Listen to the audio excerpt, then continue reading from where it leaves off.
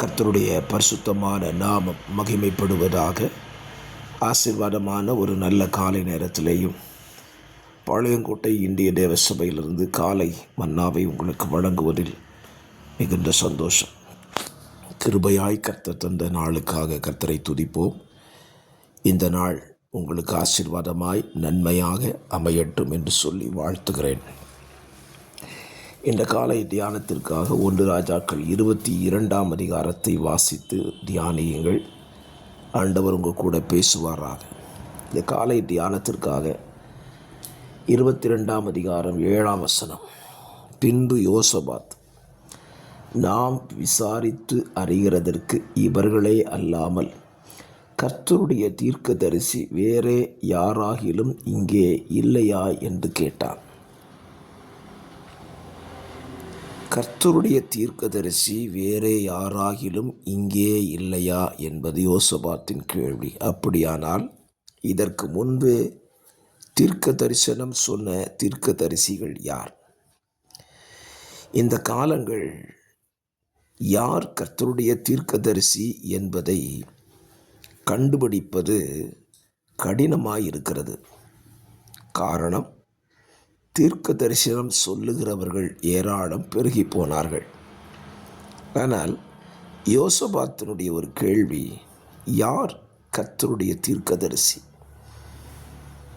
அப்படியானால் அவனுடைய கேள்வியிலே ஒரு பதில் இருக்கிறது. இதற்கு முன்பதாக தீர்க்க தரிசனம் உரைத்தவர்கள் எல்லாருமே மனிதர்களை பிரியப்படுத்தும்படி தீர்க்க தரிசனம் உரைத்ததாகத்தான் யோசபாத் கருதினான். அதிலும் ஆகாப் ராஜாவுக்கு சாதகமான ஒரு வார்த்தையை அவர்கள் உரைத்தார்கள். யோசபாத்துக்குள்ள தேவனுடைய பயமும் தேவனுக்கு அடுத்த காரியங்களில் அவன் இருதயம் இசைந்திருந்ததினாலே அவர்கள் சொன்ன தீர்க்க தரிசனத்தை அவனால் ஏற்றுக்கொள்ள முடியவில்லை. இந்த காலவெளியிலையும் உங்களை நோக்கி தீர்க்க தரிசனம் சொல்லுகிறவர்களை நீங்கள் அடையாளம் காண ஒரே ஒரு காரியம், அவர்கள் சொல்லுகிற தீர்க்க தரிசனம் உங்களை சந்தோஷப்படுத்துமானால் அது தேவனுக்கு பிரியமாயிராது. கர்த்தர் தீர்க்க தரிசனம் உரைத்த பல சம்பவங்களை நீங்கள் வாசிப்பீர்களானால், தீர்க்க தரிசனம் என்பது ஆசீர்வாதத்திற்காக மாத்திரம் பேசப்பட்டதல்ல, ஆசீர்வாதத்தை பெற்றுக்கொள்ளும்படியான எச்சரிப்பின் வார்த்தைகளை பேசப்பட்டது தான் தீர்க்க தரிசனம். ஒரு உதாரணத்தை உங்களுக்கு சொல்லுகிறேன், இதை வைத்து நீங்கள் புரிந்து கொள்ளலாம். யோனாவை கொண்டு நினிவே பட்டணத்துக்கு ஒரு தீர்க்க தரிசனம் உரைக்கப்படுகிறது. இந்த தீர்க்க தரிசனம் என்ன?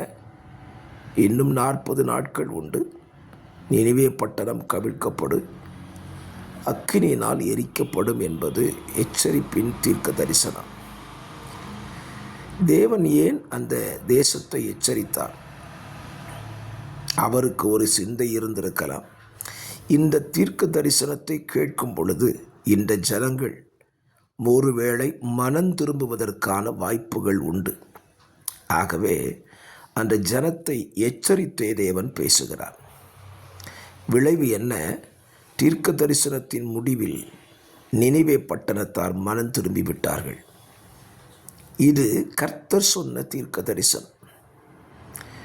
ஆகவேதான் யோசபாத்து கேட்கான், கர்த்தருடைய தீர்க்க தரிசி யாராகிலும் இங்கே இல்லையா? இந்த கடைசி நாட்களிலே கர்த்தருடைய தீர்க்க தரிசிகளை அடையாளம் காணுங்கள். உங்களை செம்மைப்படுத்துகிற நல்வழிப்படுத்துகிற தேவ மனிதர்கள்தான் கர்த்தருடைய தீர்க்கதரிசி. அல்லது நீங்கள் செய்கிற அத்தனை காரியங்களுக்கும் சாதகமான வசனங்களை வேதத்திலிருந்து உங்களுக்கு எடுத்து சொல்வார்களானால் அவர்கள் தேவனுடைய தீர்க்கதரிசி அல்ல. அடையாளம் கண்டுகொண்டு கர்த்தருடைய வார்த்தைக்கு நேராக நீங்கள் உங்களை திருப்பிக் கொள்ளுங்கள். அது உங்களுக்கு ஆசீர்வாதமாக இருக்கும். பரிசுத்த பிதாவே, இந்த வார்த்தையினாலே எங்கள் வாழ்க்கையை தேவனுடைய தீர்க்கதரிசி யார் என்பதை கண்டுகொள்ள உதவி செய்யும். இயேசுவின் நாமத்தில் பிதாவே, ஆமேன், ஆமேன்.